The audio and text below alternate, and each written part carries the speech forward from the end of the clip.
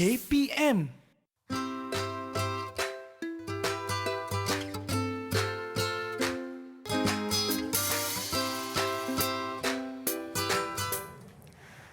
Assalamualaikum dan selamat sejahtera kepada anda semua yang sedang menyaksikan Road to Success SPM 2021 bersama dengan saya Wani Kerry. Setelah lama kita tak berjumpa, semua pun dah beraya ni, dah habis cuti, tinggal nak fokus kepada SPM balik, dan hari ini kita akan sama-sama fokus untuk subjek yang sangat penting, iaitu subjek biologi tingkatan 4 bab 3. Tapi kalau nak tahu apa yang akan difokuskan oleh cikgu kita hari ini, kena tunggulah sampai habis, okey? Tapi sebelum tu Wani nak ingatkan untuk sentiasa patuh pada SOP. Kerana apa? Sekarang ini kes kita semakin meningkat, jadi kita harus bersama-sama bertanggungjawab memutuskan rangkaian COVID-19 ini. Tanpa buang masa, jom kita saksikan dulu Profil Guru kita pada hari ini. Jom!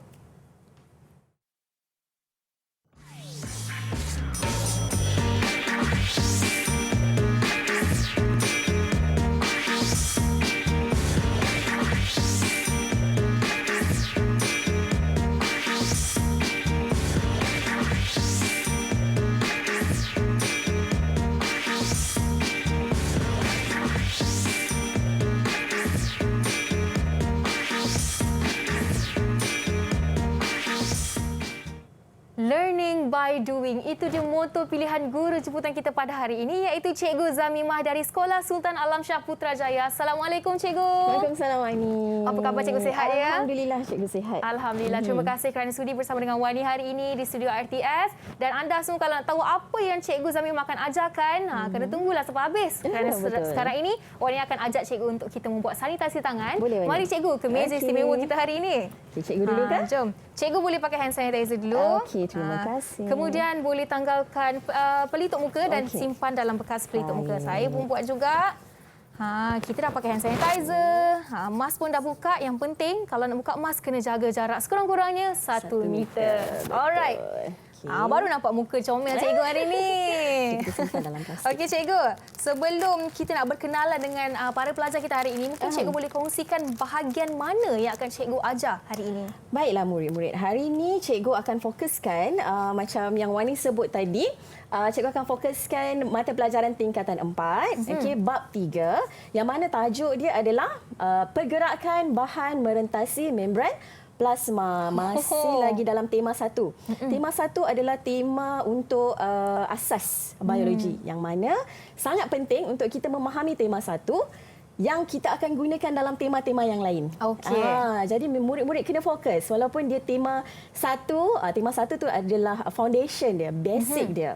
Kiranya ni baru foundation lah ni. Betul, baru foundation. Jadi kena kukuhkan foundation, barulah topik-topik yang seterusnya kita akan lebih selesa untuk belajar. Ya, insya-Allah itu dia. Jadi sekarang ni kita nak berkenalan lah dengan para pelajar kita dari Sekolah Sultan Alamsyah Putrajaya. Mari kita panggil mereka ke dalam studio RTS sekarang. Assalamualaikum, apa khabar semua? Assalamualaikum. Segak bergaya dalam baju Melayu hari ini. 4 pelajar cikgu hari ini ya cikgu. Okey, jom kita nak mintalah mereka satu demi satu perkenalkan diri mereka. Kita mulakan dari Adam, bagi tahu nama dan umur berapa. Selamat sejahtera, nama saya Adam Rafiqi bin Aminuddin, umur 17. Alright, seterusnya Irfan. Salam sejahtera, nama saya Muhammad Irfan Syami dan umur saya 17 tahun. Okey, seterusnya kita ada Ryan. Salam sejahtera, nama saya Muhammad Ryan Jena dan saya berumur 17 tahun. Alright, dan akhir sekali kita ada Akil. Salam sejahtera, nama saya Akil Farhan dan saya berumur 17 tahun. Okey, tu dia 4 orang pelajar berumur 17 tahun. Calon SPM tahun ini ya cikgu. Tahun ini insya-Allah. Kita dah berkenalan dengan mereka dan nampaknya mereka pun dah bersiap sedia ni dengan baju Melayu semangat yang lain hari ini. Semua baju Melayu hari ini. Ya, tapi sebelum itu apa kata kita nak berehat seketika dulu, kita bagilah cikgu bersedia untuk mengajar biologi hari ini, dan anda jangan ke mana-mana, kita kembali selepas ini dalam Road to Success SPM 2021. Didik TV KPM. Didik TV KPM. Bertemu kembali dalam Road to Success SPM 2021 bersama dengan saya Wani Kerry serta guru kita hari ini Cikgu Zamimah dan juga para pelajar dari Sekolah Sultan Alam Shah Putrajaya. Sebentar tadi kita dah tengok pandangan calon SPM mengenai subjek biologi ni. Rata-rata mereka mengatakan bahawa subjek ini menarik namun agak sukar sebenarnya. Agak sukar. Tapi disebabkan bantuan guru-guru dan juga rakan-rakan yang dibilang oleh mereka tadi, subjek ini akan jadi mudahlah sebenarnya Cikgu. Betul, mudah. Wani, sorry. Okay. Ya, Cikgu pun dah senyum-senyum dah kat situ. Nak kata sebenarnya biologi ni senang betul Cikgu? Senang Wani, insyaAllah. Ada jom. cara-cara dia. Kalau ada cara, kita tahu cara dia, insyaAllah kita boleh tackle. InsyaAllah. Jom kita nak mulakanlah sesi pembelajaran kita hari ini dengan cikgu kita. Dipersilakan Cikgu. Okey. Jadi seperti mana yang cikgu maklumkan tadi, hari ini kita akan fokus kepada bab 3, okey, mata pelajaran tingkatan 4. Nah, kira revision lah ni sebab anak-anak dah melaluinya pada tahun lepas, tahun 2020. Okey, macam yang cikgu cakap juga, kita masih lagi dalam tema 1, okey, iaitu tema asas. Okey, tema asas untuk sebelum kita melangkah kepada tema yang seterusnya, yang mana tema ini kita akan aplikasikan. Jadi murid-murid jangan mengambil enteng, okey, untuk tema 1. Kadang-kadang murid rasa macam tak penting sangat kot tema 1 sebab dia rasa mungkin tema awal ni sebenarnya sedikit senang berbanding dengan tema-tema yang lain yang mana kita perlu mengaplikasikan. Okey, jadi murid kena fokuslah juga untuk tema yang awal ni. Kalau tak tema yang seterusnya dia akan jadi lagi sukar. Ya, betul. Okey. Jadi untuk hari ini sebenarnya kita fokus kepada bentuk-bentuk soalan. Okey, tapi cikgu akan highlight juga, cikgu akan tekankan juga apakah konten ataupun kandungan yang penting ataupun konsep yang penting dalam tajuk ni. Okey, jadi murid-murid boleh bagi perhatian. Baik, untuk bab 3, okey, pergerakan bahan merentasi membran plasma. Okey, ada beberapa subtopik, okey, yang kita kena bagi perhatian iaitu struktur dia. Struktur membran plasma, kita kena kenal, okey, bagaimana strukturnya. Kemudian konsep pergerakan bahan merentasi membran plasma. Kemudian kita akan lihat juga bagaimana bahan itu bergerak merentasi membran plasma dalam organisma hidup, sebab kita akan jumpa membran yang dalam objek yang tidak hidup. Okey, sebab dalam eksperimen kita akan guna seperti tube whisking. Okey, dia merupakan membran tapi dia bukan dari organisma hidup. Jadi kita akan lihat macam mana pergerakan bahan merentasi membran plasma organisma hidup. Okey, kemudian akhir sekali kita akan lihat pergerakan bahan merentasi membran plasma dalam kehidupan seharian. Ini aplikasi. Aplikasi daripada konsep yang sebelumnya yang kita belajar. Okey. Cikgu tunjuk dekat sini banyak gambar-gambar. Gambar-gambar ni memang cikgu ambil daripada buku teks. Okey, so murid-murid awak perlu bersyukur sangat sebab buku teks awak sekarang ni sangat interaktif, okey, sangat menarik. Okey, sebab gambar rajah ni kita boleh guna. Kebanyakan murid ni dia kata sukar biologi ni sebab dia rasa macam banyak sangat benda yang dia kena baca, banyak yang kena hafal. Ya, murid-murid memang ada banyak yang kena baca, banyak kena hafal. Tapi cikgu selalu ingatkan murid-murid, kita ada banyak cara sebenarnya. Okey, kita boleh lihat kepada gambar rajah. Kalau murid yang lebih kepada visual, kan, psychometricnya lebih kepada visual. Jadi gambar-gambar rajah ni sangat-sangat membantu. Ya, cikgu, sebab sekarang ni ramai pelajar yang lebih suka tengok benda yang depan mata daripada perlu baca banyak-banyak. Ya, betul. Senang nak hafal. Okey, murid sekarang ni memang suka bila kita cakap okey bab-bab membaca ni memang dia suka. Jadi biologi, murid-murid tak perlu risau. Memang dia ada banyak perkara yang kita kena tahu, banyak konsep, tapi ada banyak gambar yang kita boleh ilustrasikan untuk menggambarkan konsep-konsep tersebut. Okey, ini adalah antara yang penting, okey, yang kita kena tahu struktur membran plasma. Okay, ataupun model ini dinamakan model mozaik bendalir. Okay, kenapa model mozaik bendalir? Okay, adakah dia cecair? Tak, okay, dia bukan cecair. Model mozaik bendalir menggambarkan keadaan membran plasma yang tidak rigid. Okay, dia bukan rigid. Dia adalah satu struktur yang dinamik. Kalau kita tengok macam permukaan air, okay, dia macam berombak-ombak. Baik, yang penting dekat sini adalah kita kena tahu struktur yang utama adalah dui lapisan fosfolipid. Okey, ini bila dah dibesarkan, okey, struktur dui lapisan fosfolipid yang terdiri daripada kepala yang berkutub, kemudian dia ada ekor yang bersifat hidrofobik. Okey, yang tidak berkutub. Hidrofobik bermaksud dia tidak tertarik kepada air. Okey, tidak tertarik kepada air. Kenapa? Sebab dia tidak berkutub. Air adalah molekul yang berkutub. Biasanya yang kita dengar berkutub-berkutub ni dia ada tarikan antara kutub-kutub yang berbeza. Okey. Kemudian dia ada beberapa protein dekat sini. Okey. Ini sebenarnya adalah laluan-laluan bahan. Okey, so bahan dia akan melalui 3 laluan. Kalau dalam kelas, cikgu suka membayangkan murid-murid dalam kelas yang kita ada tingkap, kita ada dinding, ada tingkap, lepas kita ada pintu. Ada objek yang boleh melepasi tingkap. Ada objek yang tak boleh melepasi tingkap tapi boleh melepasi pintu. Jadi cikgu suka analogikan struktur ini ataupun struktur ini seperti kelas kita. Okey, tapi dekat sini murid-murid kena bayangkanlah. Mungkin murid-murid di rumah tu boleh nampak bilik masing-masing tu ada pintu, ada tingkap, kan? Okey, ini struktur. Okey, struktur ni murid-murid kena seeloknya lukis. Okey, kalau boleh lukis maksudnya murid-murid boleh faham. Okey, ada 3 laluan, kita ada duifosfolipid. Okey, warna biru ni laluan pertama, ataupun seterusnya kita ada protein liang. Okey, dan kita ada protein pembawa. Okey, so itu 3 laluan. Nanti kita tengok bahan apa yang akan melalui laluan-laluan ini. Ini ciri-ciri bahan. Okey, yang ini juga yang penting. Okey, ciri bahan yang melalui pintu yang mana? Cikgu cakap tadi kan bahan-bahan akan melalui pintu yang berbeza-beza mengikut ciri-ciri tertentu. Ciri apa? Murid-murid, kita ulang balik, kita ulang kaji. Ciri apa? Okey, yang menentukan dia masuk melalui dui lapisan fosfolipid atau dia masuk melalui kita ada protein pembawa, kita ada protein liang. Okey, ada 3 laluan tadi kan. Jadi, kita ada bahan larut lipid. Okey, bahan-bahan yang melalui membran plasma ni kita bahagikan kepada bahan larut lipid dan bahan tidak larut lipid.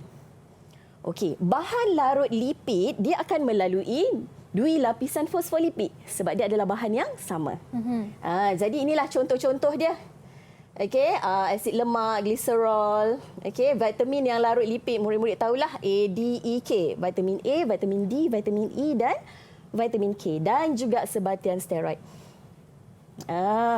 Okey, kemudian bahan yang tidak larut lipid, okey, dia kategorikan pula kepada molekul yang kecil dan molekul yang besar.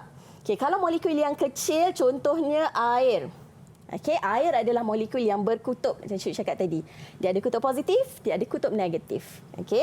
Kemudian molekul yang tidak berkutub seperti oksigen, karbon dioksida, okey, dan juga ion. Okey, ni contoh-contoh ion lah. Okey, kalau ni tadi dia melalui, kalau bahan larut lipid dia melalui dui lapisan fosfolipid sebab dia adalah bahan yang sama. Kalau bahan yang tidak larut lipid, dia akan melalui 2 pintu yang lain, iaitu protein liang dan juga protein pembawa. Okey. So protein molekul yang besar seperti glukosa dan asid amino, okey, akan melalui protein pembawa. Okey. Okey. Kemudian cikgu highlightkan yang penting je ya murid-murid. Cikgu memang dalam masa sejam ni kita tak sempat nak bincang semua konten dekat dalam tajuk ni. Okey, ini adalah gambaran. Okey, macam yang cikgu tunjuk tadi, okey, ini dalam bentuk teks lah. Okey. Kita tengok gambaran struktur. Okey, membran plasma. Okey, kita ada warna biru ni, kita ada dui lapisan fosfolipid. Kita ada protein liang. Warna merah ni protein liang. Okey, dan kita ada protein pembawa warna orange. Jadi bahan apa yang akan melalui 3 pintu ini? Ada 3 pintu Yang ni pintu yang utama. Okey. So yang melalui pintu utama adalah molekul-molekul yang kecil. Okey, molekul kecil yang tidak berkutub, kita tengok kat sini yang tidak berkutub. Seperti oksigen dan karbon dioksida. Okey, lepas tu kita ada air. Okey, air akan melalui dui lapisan fosfolipid sebab dia kecil. So yang besar dia akan melalui mana? Dia akan melalui ion. Molekul kecil dan ion dia akan melalui protein liang. Okey, dan molekul yang besar. Okey, dia akan melalui protein pembawa. Okey, jadi 3 pintu ni murid-murid kena tahu bahan apa yang melalui setiap pintu. Dan ada satu lagi yang kita kena tahu, bagaimana bahan-bahan ini melalui pintu-pintu ini. Okey, jadi 3 dah cikgu kata. konsep yang murid-murid kena tahu. Satu, struktur membran plasma itu sendiri. Apa yang ada pada membran plasma. Ya. Okey, kemudian kita kena tahu juga bahan apa yang melalui pintu-pintu pada membran plasma. Dan yang ketiga, bagaimana bahan-bahan tersebut melalui membran plasma. Okey. Okey Mira, so cikgu teruskan kepada bagaimana. Okey, bagaimana bahan-bahan tersebut melaluinya. Tadi kita dah tengok air akan melalui 2 lapisan fosfolipid. Okey, jadi apakah nama proses pergerakan yang melibatkan molekul air? Okey, ada siapa-siapa yang boleh jawab tak? Tercengang je anak-anak murid cikgu ni. Siapa nak cuba? Soalan pertama. Apa nama proses dia? Kalau melibatkan pergerakan air. Osmosis you. Okey, betul. Okey, osmosis. Proses osmosis. Proses osmosis. Okey, Ya. bila kita sebut osmosis sahaja. Betul. Okey, so bila kita sebut osmosis saja bermaksud dia melibatkan pergerakan molekul air. Okey, tak melibatkan bahan-bahan lain. Sebab bahan lain dia ada cara pengangkutan yang lain. Okey. Jadi kita tengok osmosis dulu dekat sini. Apakah maksud osmosis? Okey, kalau kita tengok dalam aktiviti yang cikgu tunjukkan ini, kita ada tiup ni, yang mana di tengah-tengah ni diletakkan membran telap memilih. Okey, dia seakan-akan membran plasma dalam sel hidup. Okey, tapi dia bukan sel hidup lah. Jadi tapi ciri dia sama, iaitu membran telap memilih. Okey, iaitu sama dengan ciri membran plasma dalam sel hidup. Jadi, apa yang diletakkan dalam ni? 2 larutan. Okey, 2 larutan yang berbeza kepekatan. Okey, berbeza kepekatan maksudnya kita ada 2 molekul yang berbeza. Kita ada molekul air dan kita ada molekul sukrosa. Sukrosa. Sukrosa itu apa? Gula. Okey, so kita ada molekul gula. Jadi 2 kepekatan yang berbeza. Kalau kita tengok betul-betul dalam gambar ni, molekul sebelah kiri cikgu labelkan A lah. Okey. Molekul di kawasan A, molekul airnya lebih banyak daripada molekul sukrosa. Manakala di kawasan B, molekul sukrosanya lebih banyak. Yeah. Jadi, kita dapat lihat dekat sini bahagian B, okey, kepekatan sukrosanya tinggi. Okey. Manakala bahagian A, kepekatan sukrosanya rendah. Tetapi keupayaan airnya tinggi. Keupayaan air tinggi. Keupayaan air tinggi apabila larutan berkepekatan rendah. Maksudnya macam kita bancuk air gula tu kan, kita boleh beza larutan gula yang cair, larutan gula yang pekat. Betul, lagi banyak gula tu lagi pekat air tu sebenarnya. Betul Wani. Okey, so lagi banyak gula lagi pekat air. Okey, bila lagi pekat air bermaksud dia punya keupayaan air dia rendah. Okey, apa keupayaan air? Kebolehupayaan air tu untuk bergerak merentasi membran telap memilih. Okey, jadi apa yang berlaku dekat sini? Selepas beberapa ketika, okey, kita boleh lihat ada anak panah kat sini. Okey, anak panah ni menunjukkan pergerakan air. Okey, kenapa air yang bergerak? Kenapa glukosa tak bergerak? Okey, dalam kes ni bila kita pilih membran telap memilih, okey, kita pastikan membran ini tidak membenarkan glukosa untuk lalu. Sebab glukosa ni sebenarnya molekul yang besar. Okey, jadi dia tak dapat melalui membran telap memilih, air sahaja yang akan lalu. Jadi persoalannya, sebelum kita pergi kepada gambar sebelah kanan ni, kawasan mana air akan bergerak daripada A ke B ataupun B ke A. Okey, so macam mana kita nak tahu? Kita tengok keupayaan air tadi. Okey. So cikgu cakap apa tadi? Bahagian A, keupayaan air dia tinggi. Apabila kepekatan glukosa dia rendah. Okey, maksudnya molekul air dia lagi banyak. So air akan bergerak dari kawasan A ke kawasan B. Okey, oleh kerana membran ini tidak membenarkan glukosa untuk bergerak, okey, daripada B ke A, jadi air sahaja yang bergerak daripada A ke B. So larutan dia, volume dia akan meningkat di bahagian bahagian B dan menurun di bahagian A. Sehingga mana dia bergerak? Sampai bila dia bergerak? Siapa boleh jawab? Sampai bila dia sampai nak bergerak? Bila air itu bergerak? Siapa nak cuba? Irfan. Saya. Okey. Dia akan bergerak sampai keseimbangan dinamik tercapai. Pandai. Okey, dia akan bergerak sampailah keseimbangan dinamik tercapai. Apa keseimbangan dinamik? Ratio antara molekul air dengan molekul gula ataupun Perkataan yang mudahnya kepekatan. Kepekatan pada bahagian A dengan bahagian B itu sama. So bila sama, dia berhentilah bergerak. Sebenarnya dia bergerak, air masih lagi bergerak sebab air bersifat dinamik. Okey, tapi tiada perubahan dari segi volume ataupun kepekatan. Okey, apabila dia dah mencapai keseimbangan. Pandai Irfan jawab tadi. Ryan dah cuba, Irfan dah cuba. Lepas ni kita nak tanya Adam dengan Akil pula lah lepas ni. Betul. Okey, boleh cikgu sambung lagi? Boleh, cikgu. Okey, so yang tadi osmosis. Okey, salah satu bentuk pergerakan. Okey, kita ada lagi bentuk resapan berbantu. Okey, melalui protein pembawa. Okey, resapan berbantu melalui protein pembawa. Okey, kenapa kita highlightkan yang ni? Kenapa cikgu tekankan yang ini? Sebab dia melibatkan mekanisme. Okey, ada satu lagi resapan berbantu melalui protein liang. Kan ingat kita ada dua protein. Betul. Okey, protein liang, okey, dia tak ada mekanisme khusus, okey, yang kita perlu yang cikgu highlightkan kat sini tak. Okey, sebab dia akan hanya melalui macam kita lalu terowong kan. Okey, dia tak ada SOP yang tertentu. Okey, tapi untuk resapan berbantu melalui protein pembawa dia ada mekanisme.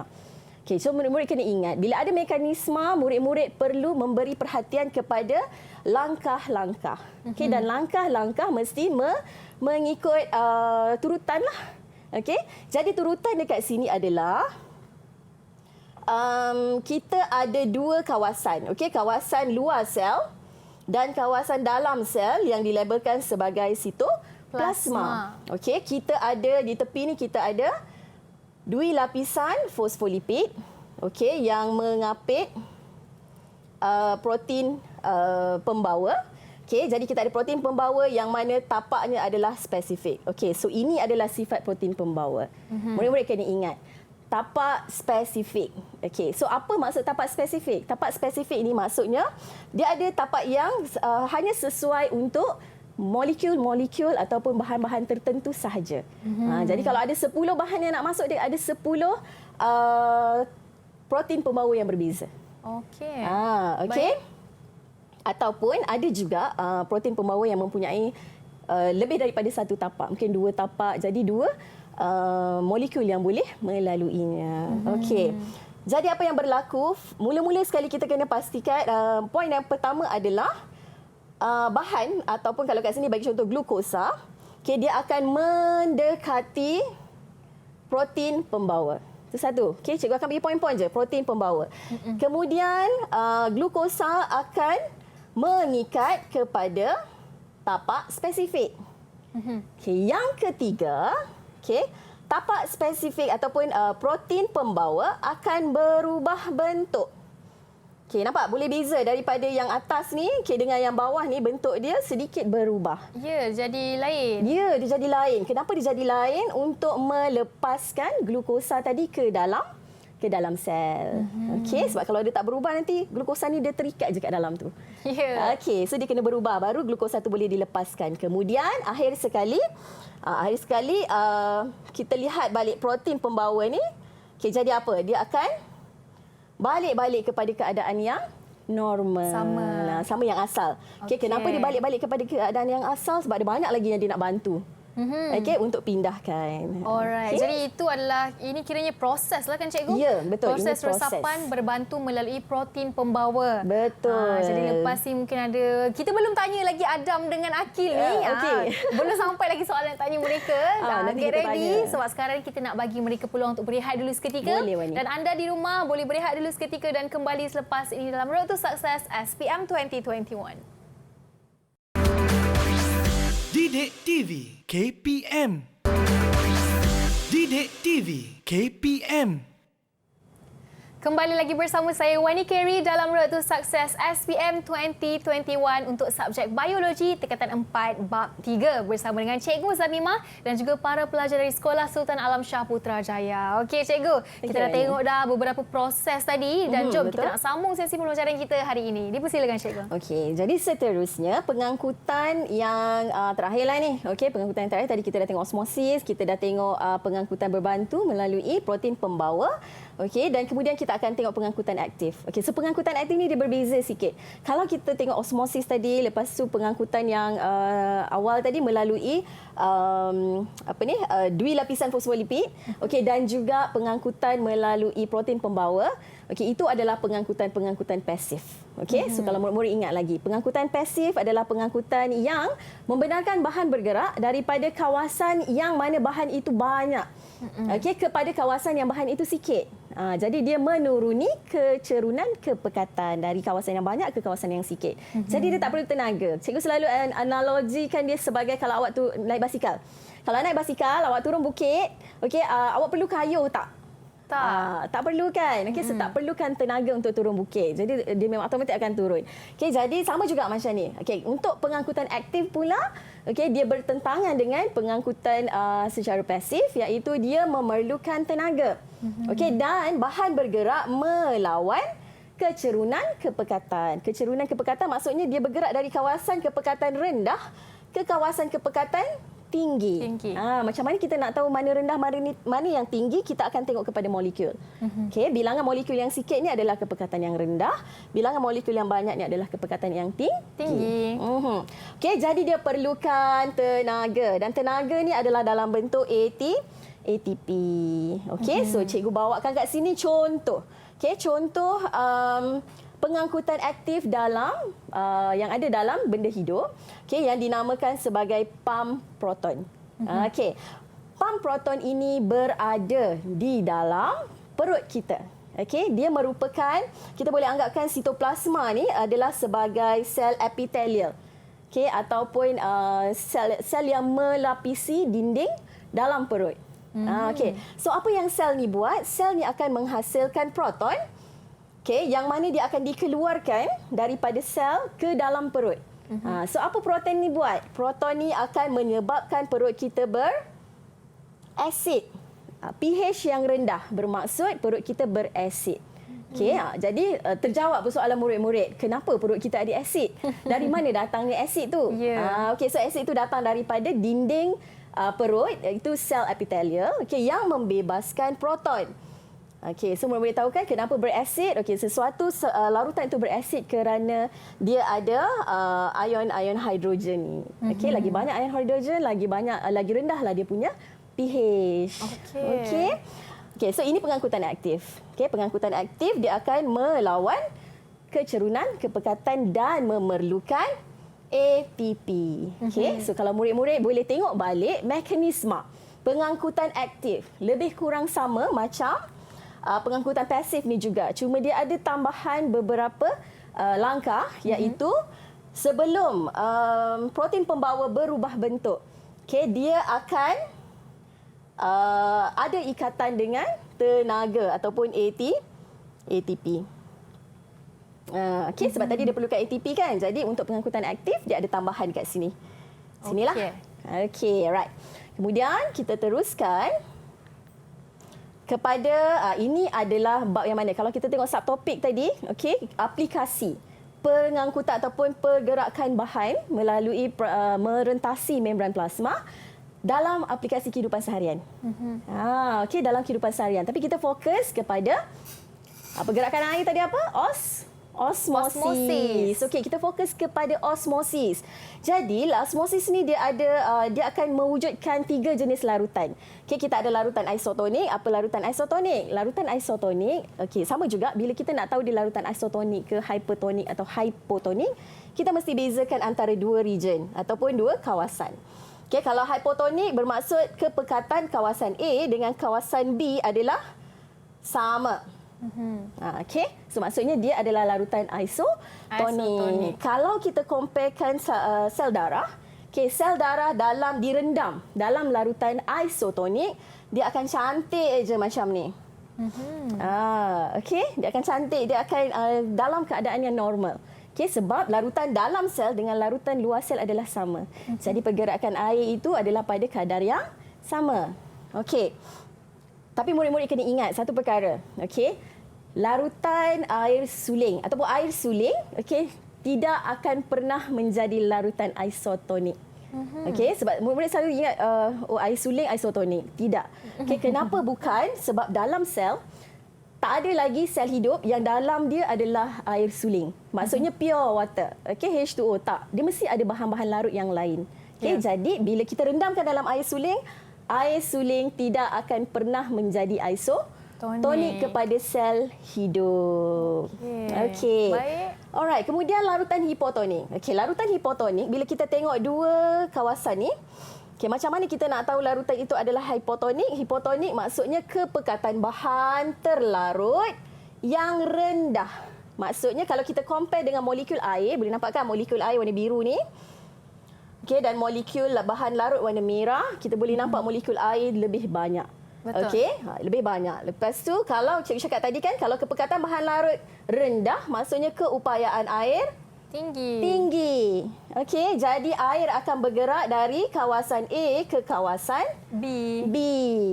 Okey, so kalau sel direndam dalam larutan hipotonik, sel akan, murid-murid nampak macam mana ni? Sel akan pecah. Okey, pecah. kalau kita nampak sel tu pecah, kenapa dia pecah? Sebab tadi kalau B ni adalah sel, A adalah bahan rendaman ataupun larutan yang merendam sel tersebut, jadi air akan masuk ke dalam sel. Bila air masuk ke dalam sel dengan banyak, sel tersebut akan pecah. Okey, dan keadaan ini dinamakan hemolisis. Okey, keadaan sel darah merah yang pecah disebabkan kemasukan air yang banyak. Okey. Kemudian dan akhir sekali adalah larutan hipertonik. Okey, larutan hipertonik, okey, kalau kita tengok ratio ataupun bilangan air, molekul air dengan bahan larut, okey, bahan larut itu banyak. Okey, bahan larut itu banyak.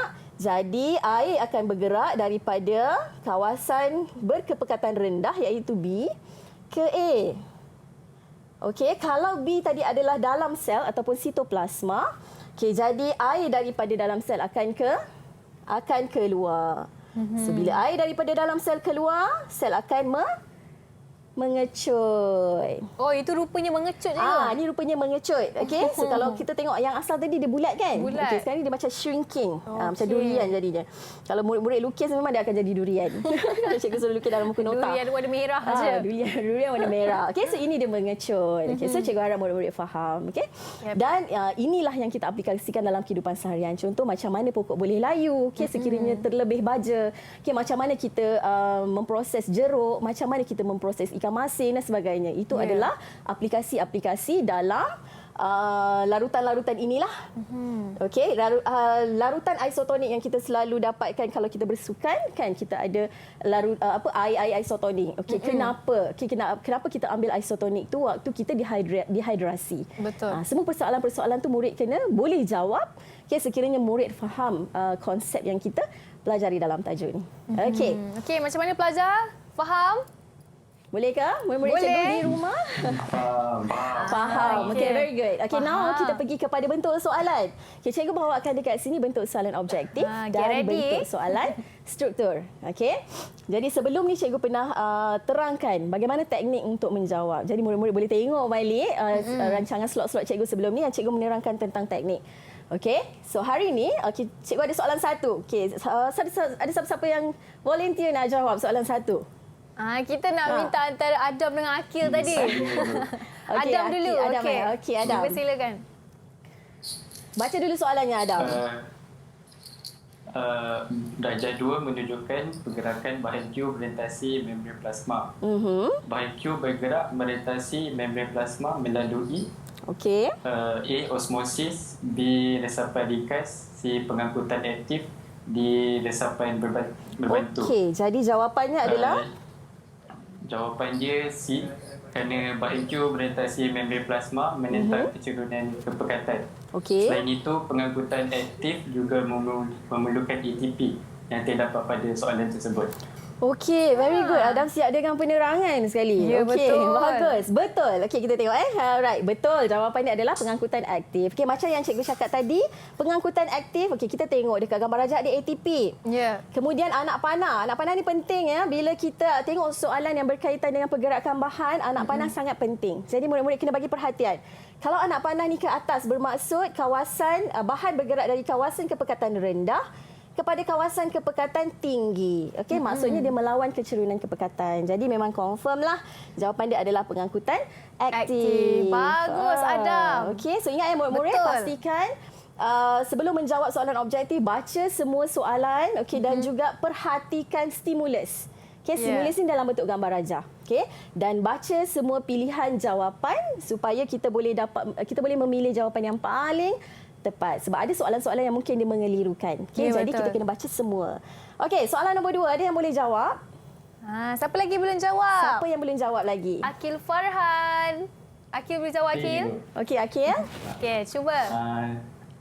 Nombor 2. Darjah 3 menunjukkan resapan Molekul molekul air air melintasi satu tube whisking. whisking. Okey. Selepas 1 jam, tube whisking menjadi segar. Apakah Okey. S dan T? Okey, tengok dalam gambar rajah tu dia dah label mana S, mana T. Okey. Jawapan saya S ialah larutan sukrosa 30% Okey. dan T ialah larutan sukrosa 5%. Okey, betul ke Akil? Jadi jawapannya B. B. Betul Akil? Alright, Betul. betul. Very good Bagus, Akil. Okey. So, kenapa jawapan dia B? Kalau kita tengok larutan sukrosa dalam S, maksudnya dalam tube whisking ni, okey, dia lebih tinggi berbanding larutan di luar tube whisking ataupun di dalam bika. Jadi, kalau larutan sukrosa ni lebih tinggi, bermaksud keupayaan air dia adalah rendah berbanding T. T ni lebih tinggi keupayaan airnya. So, air akan bergerak daripada luar ke dalam tube whisking. Jadi tube whisking ni kembunglah dia.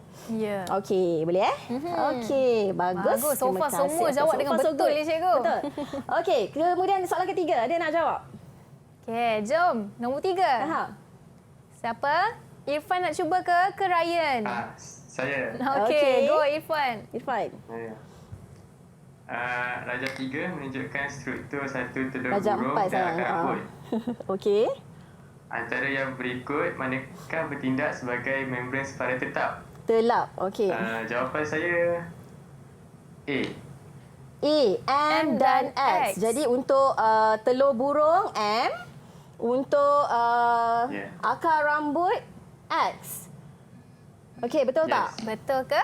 Betul. Okey, so apa yang cikgu nak sampaikan kat sini? Okey, kat sini murid-murid di sini murid-murid perlu tahu struktur di manakah membran plasma itu terletak. Okey? Kenapa? Kalau kita tengok telur di kawasan luarnya ataupun biasanya telur di bahagian luar dia ada shell ataupun dia ada kulit telur kan. Betul. Kulit telur itu tidak berfungsi sebagai membran plasma ataupun dia tidak berfungsi sebagai lapisan yang mempunyai ketelapan memilih. Okey. Jadi sebenarnya lapisan membran plasma adalah di sebelah dalam. Jadi kalau macam kita rebus telur, ada satu lapisan nipis okey di bawah kulit itu adalah membran plasma. Ya. Okey, jadi untuk tumbuhan pula, sel tumbuhan kita kena tahu bahawa lapisan yang paling luar ni dia ada dinding sel. Jadi di mana membran plasmanya? Membran plasmanya adalah di lapisan dalam. Okey, so kalau kita nak labelkan garisan sebelah dalam dinding sel. Okey, sebab selalunya dia akan attach dengan dinding sel sebab dia sangat nipis. Okey. Baik. Boleh Okey. Boleh. Okey, jadi Seterusnya. seterusnya yang ini menarik sikit. Okey, yang ini cikgu baca soalan dia. Sekumpulan pelajar ingin menyiasat kesan kepekatan larutan yang berbeza terhadap sebatang pokok keembong. Okey, jadi dua potong batang pokok keembong dengan panjang dan saiz yang sama direndam dalam larutan sukrosa 0.5% dan larutan sukrosa 0.1%. Yang mana kita nampaklah dekat sini betul ke ataupun 1.0 kalau tak salah cikgu. Betul 1.0. Okey, cikgu betul kan soalan? 1.0%. Okey. Dia dah bagi dekat sini hint. Okey, untuk larutan 0.5 apa yang berlaku selepas eksperimen ataupun pada akhir eksperimen tiada perubahan pada keratan batang pokok keembong ini. Jadi kita boleh assume kalau tak ada perubahan tadi jadi apa? Dia adalah larutan, kita assume dia sebagai larutan Tony. isotonik. Okey, 0.5 adalah larutan isotonik. Jadi soalannya adalah lukis bentuk batang pokok keembong pada akhir eksperimen. Okey, pada akhir eksperimen. Mungkin murid-murid boleh lukis sekejap. Boleh tak? Cikgu bagi 10 saat untuk lukis. Simple je lukisan dia. Go.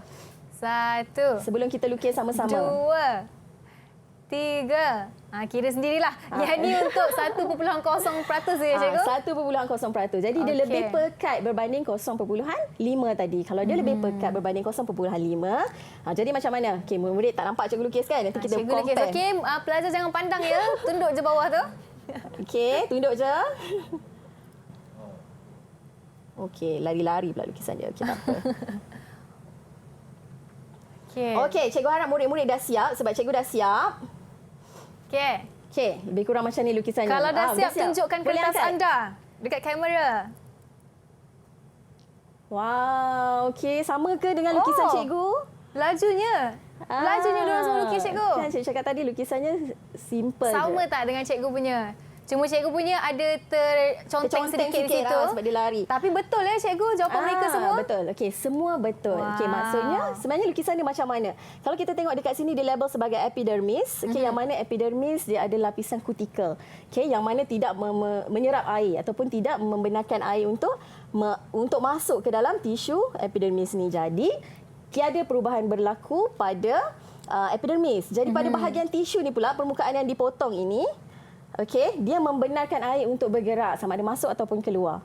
Oleh kerana tadi larutan 1.0 lebih pekat, keupayaan air lebih rendah di luar, jadi air akan keluar. Nak pandang silap. Okey, air akan keluar daripada tisu menyebabkan bahagian yang dipotong ni tadi dia mengecut. Okey. Bila dia mengecut dia akan membengkok ke dalam lah. Boleh. Jadi itu jawapan untuk nombor 4 ya cikgu? Okey, ini jawapan untuk nombor 4. Alright. Okay. Jadi kita pun dah jawab 4 soalan dan lepas kita nak tahulah apa lagi soalan dan apa lagi penerangan yang akan cikgu bagi untuk kita semua. Tapi sebelum tu kita nak berehat dululah seketika dan jangan ke mana-mana, kembali dalam Road to Success SPM 2021. Didik TV KPM. Didik TV KPM.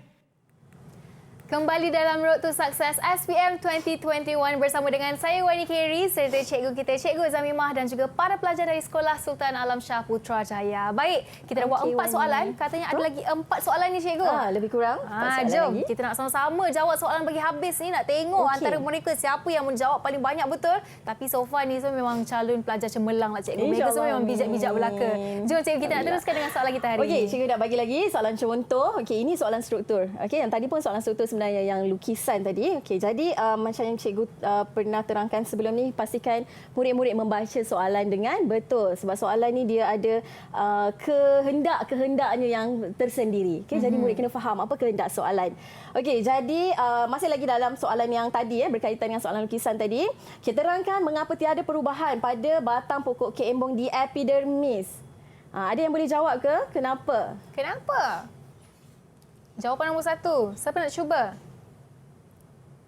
Irfan nak cuba? Irfan ke? Saya. Okey, Irfan. Okey, Irfan. Apa jawapan dia? Jawapan dia sebab dekat epidermis dia tidak mempunyai lapisan kutikel yang tidak menyerap air. Okey, dia mempunyai lapisan kutikel yang tidak menyerap air.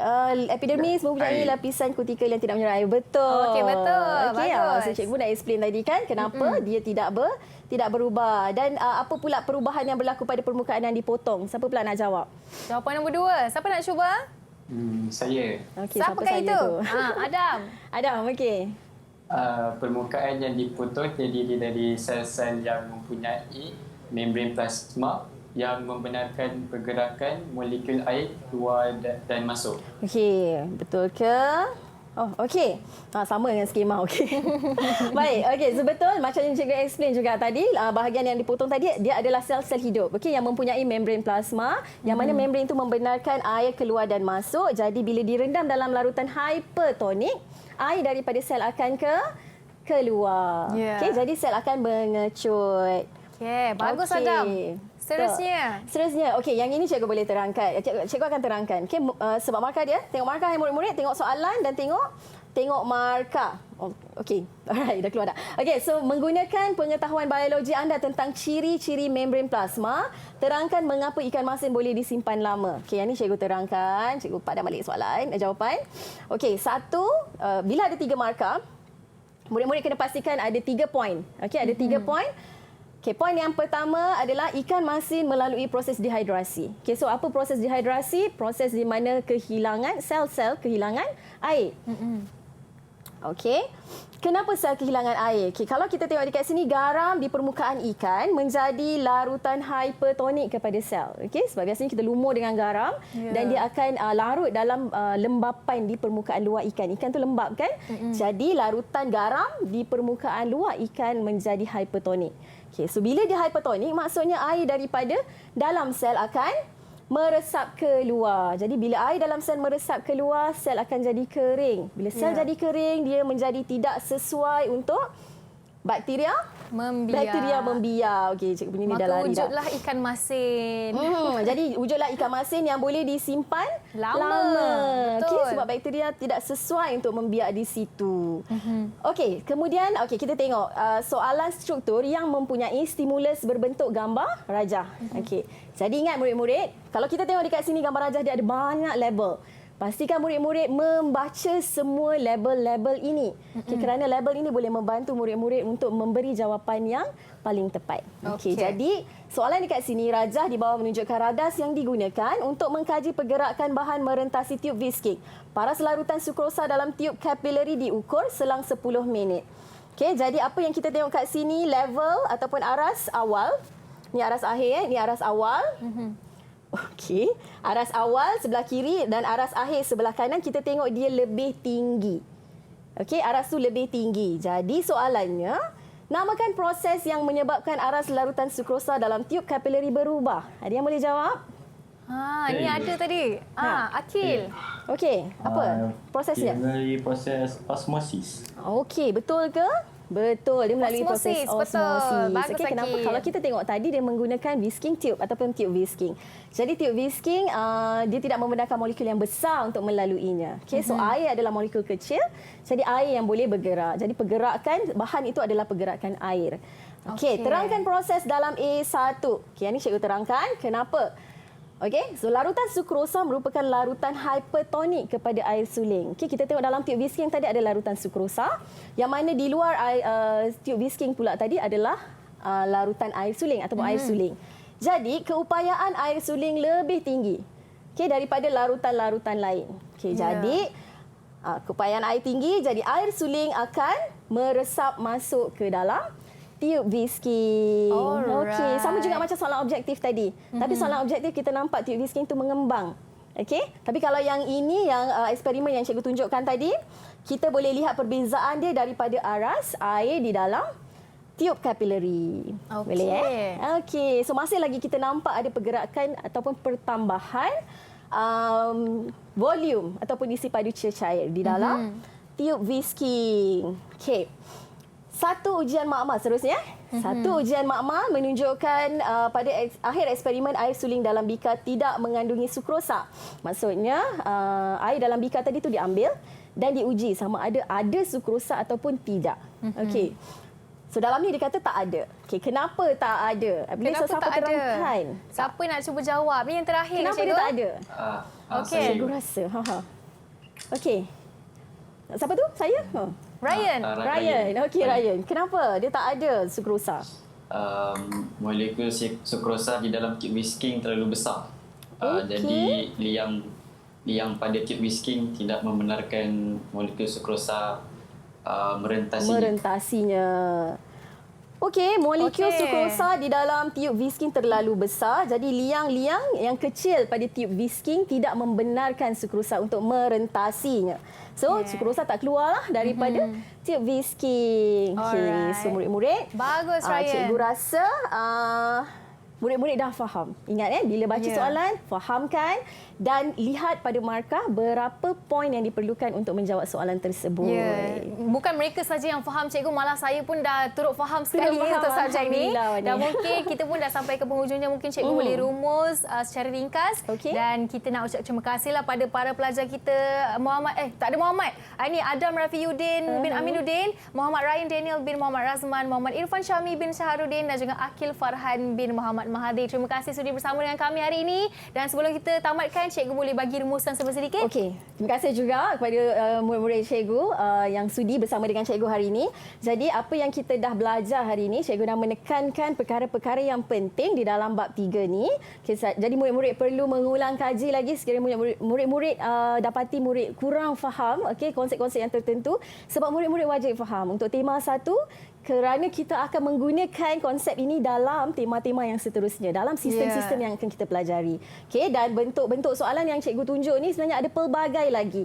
Jadi untuk murid-murid nak tackle teknik menjawab, murid-murid kena buat banyak latihan, kena expose dengan sebanyak mungkin bentuk soalan supaya murid-murid biasa dengan bentuk soalan dan bentuk jawapan. Alright, jadi terima kasih banyak disyukurkan kepada Cikgu Zami Muhammad Johari, Guru Biologi Sekolah Sultan Alam Shah Putrajaya kerana sudi meluangkan masa dan berkongsi ilmu dengan kami semua hari ini. Dan Wani doakan agar anda semua berjaya memperoleh segala input yang diberikan untuk hari ini. Jadi kita akan jumpa pada episod akan datang hanya dalam Road to Success SPM 2021 bersama dengan saya lagi, Wani Carey. Bye-bye.